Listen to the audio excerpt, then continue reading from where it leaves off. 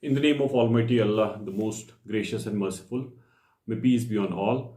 So, today I'll be talking to you about communication research. I'll be talking to you about sampling, the probability sampling, the non probability sampling. So, before moving towards probability sampling and non probability sampling, so first we should know what actually probability is.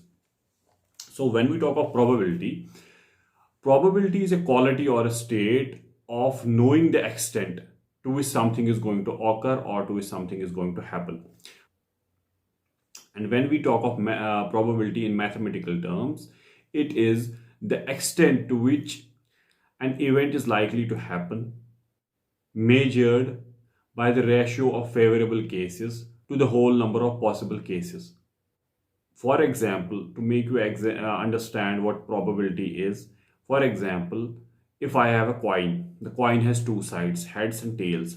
So, what is the probability of coming of the side heads if I flip the coin? Obviously, the coin has two sides, so the probability will be 1 by 2. So, if I flip the coin, so it will be 50% chances will be that the heads will come, and 50% chances will be that the tail side will come. So that is known as probability. Another example is, for example, if I have a dice and I am going to flip it, so what is the probability of side which has 4 dots? What is the probability of that side coming? So the probability is 1 by 6 because the dice has 6 sides.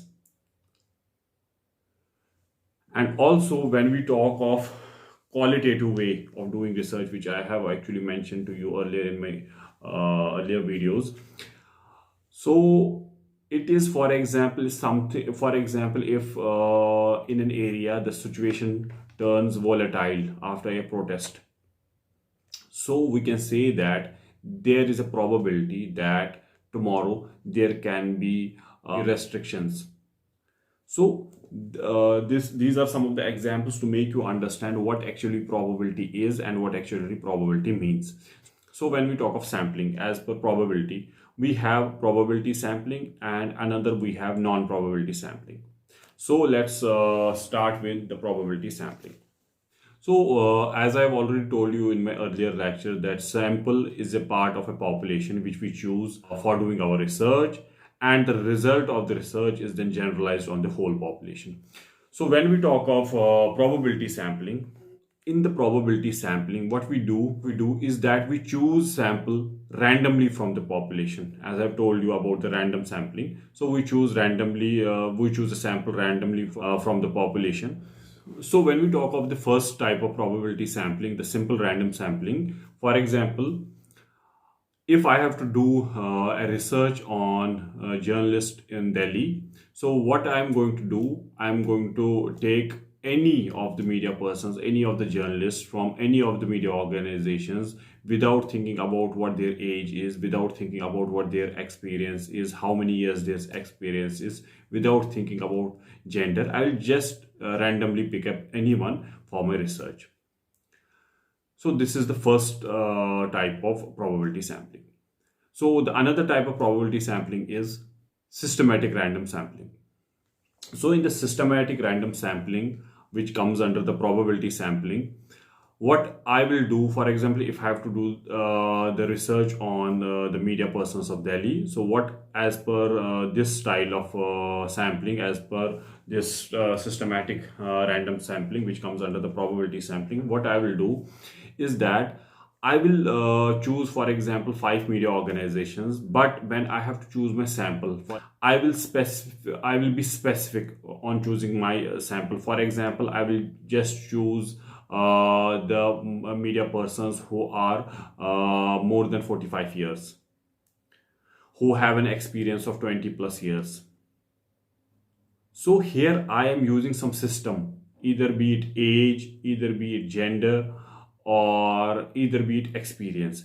For example, if we do the same systematic random sampling as per quantitative style of research, what I will do, for example, if I have 100 students in the college or in the university, I will choose every 10th For example, the in the first row I have the 10th student as my sample.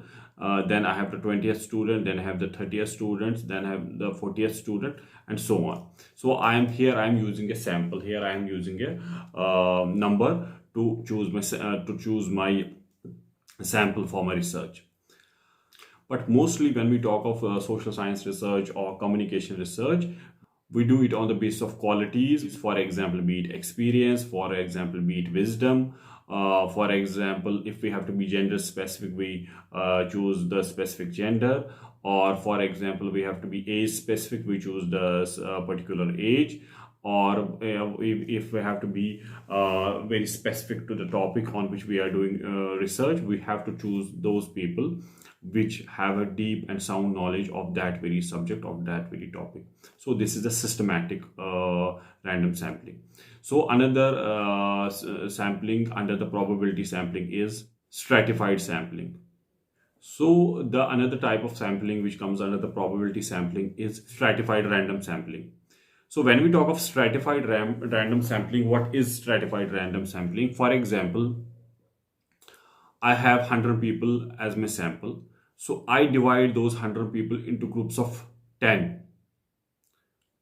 Each group has a specific characteristic.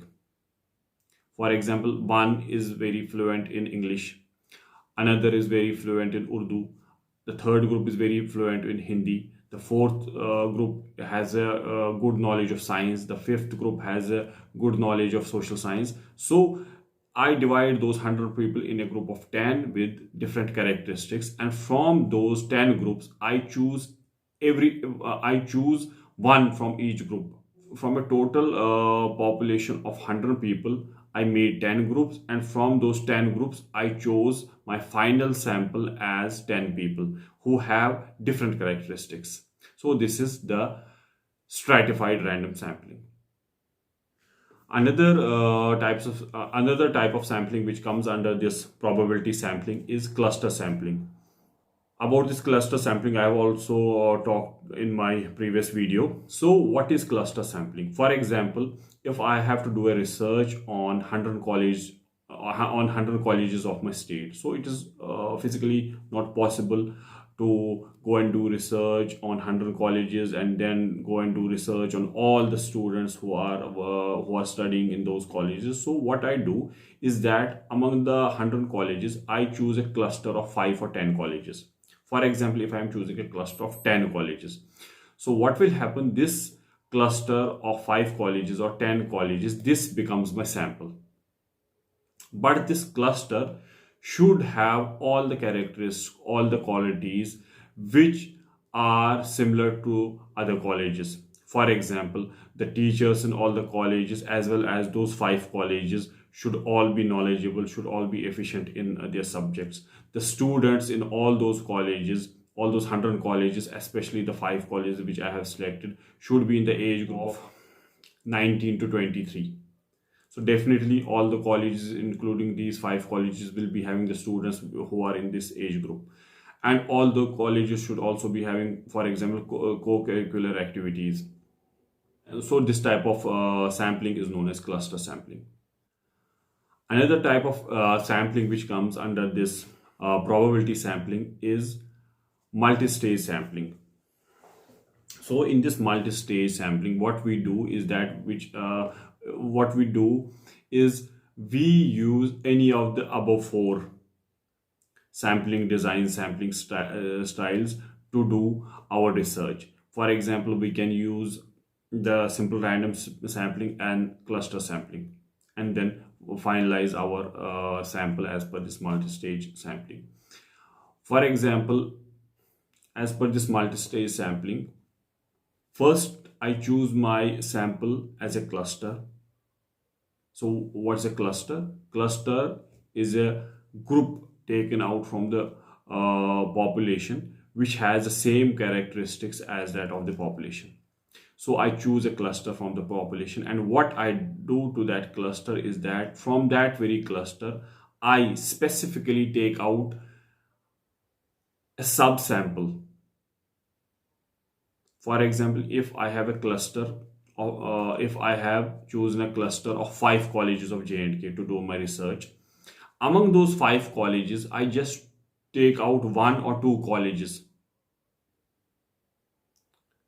as per simple random sampling to do my research. So when I choose a cluster, I then on that very cluster sample of mine, what I do on that very cluster sample of mine, I do simple random sampling. From that very college, I can pick up any 10 students without any specific characteristics and do my research on them. So the another type of sampling is the non-probability sampling.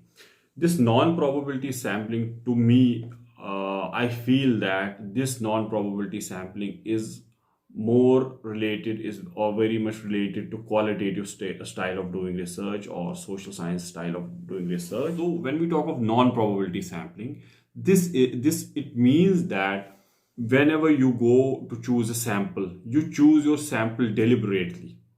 It's not randomly, it's deliberately. For example, I choose my sample on the basis of knowledge, on the basis of experience, on the basis of background, on the basis of gender, on the basis of age. So I do deliberations. I have to take this person as my sample because he or she has this or that qualities or these specific qualities. So that's why I'm taking him or her as a sample. So first type of non-probability sampling is, for example, we talk of quota. You might have heard this word in our country regarding reservations. For example, in India, we have 600 districts. So there's one district which has a population of, for example, 1 lakh people.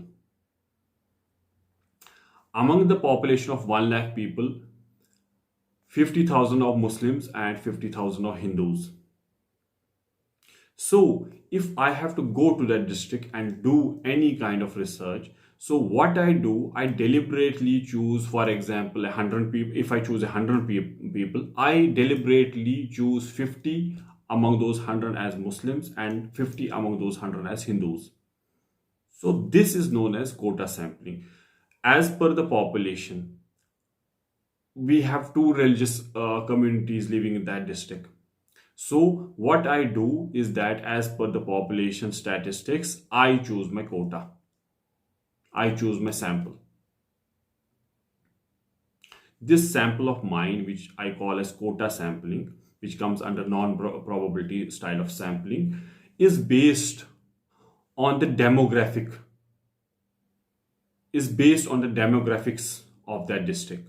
Another example, for example, if I am doing some research in a university in Delhi, for example, and in that university I have, for example, 60% students as women, as females. So in my research, I will deliberately choose 60% of the sample as women, and this is known as quota sampling. So another type of sampling which comes under this non-probability style of sampling is known as judgmental sampling. So what does this judgmental sampling mean? This, you choose your sample on the basis of what you think is good for your research. You select your sample on the basis of your own experiences, on the basis of your own knowledge, on the basis of your own wisdom. For example, if I have to do a research on the journalists of Delhi, so what as per my own judgment, as per what should be my sample, that's what this judgmental sampling says. For example, if I have to take my own example, so I will choose only those journalists who are above the age of 45 years, because as per my experience, those people who are above the age of 45 years, they might be at least having 15 to 20 years of experience, and they can give me more in-depth knowledge for my topic. So this is known as this is another type of sampling which comes under non-probability sampling. So the another type of sampling when we talk of non-probability sampling is convenience sampling. For example, if I presently have to do a research related to media or related to communication, the first people whom I am going to approach will be my university batchmates who had studied communication and media with me, because they will be because these people will be of most convenience to me, because they know me very well. They have studied with me. Many among them are my friends. So, for example, if one of my batchmates is working in an international media organization and I have to do some research related to that, so I can directly contact them. This will be very much convenient to me. And then, for example, my another convenience will be the batchmates who are with me in my service, who do the same work which I do in different states of the country. For example, if I have to do some research on in any of the states, I will just talk to my batchmate who is posted in that state, so that he can help me. This type of sampling, which I choose as per my convenience, is known as convenience sampling. Also, many a times there has been seen in the research that sometimes there are some little errors or some small errors which happen in the research. Always, as a researcher, we have to keep in mind that whenever we go for research, we should do our research designing very well, especially when we choose our sample from a particular population. We have to choose enough sample so that we can generalize it to the whole population. Many a time some people just move quickly through their research. They choose a very little sample, and then after completing their research they find out that this various research is not getting generalized to the whole population. So we have to keep in mind, whenever we are going for our research, we have to we have to thoroughly go through our research design, and then we have to choose our sample size which has to be in sync with the research we are doing. If we are doing a research which has an effect or impact, or which is going to inform or aware a large number of population, so as per that we have to choose a huge sample. And if we are doing a research which is not going to affect a large population, so there we can take a small sample. This was my today's video on sampling and probability and non-probability sampling. So inshallah, in future I'm going to make more videos on communication and other topics of communication. Thank you.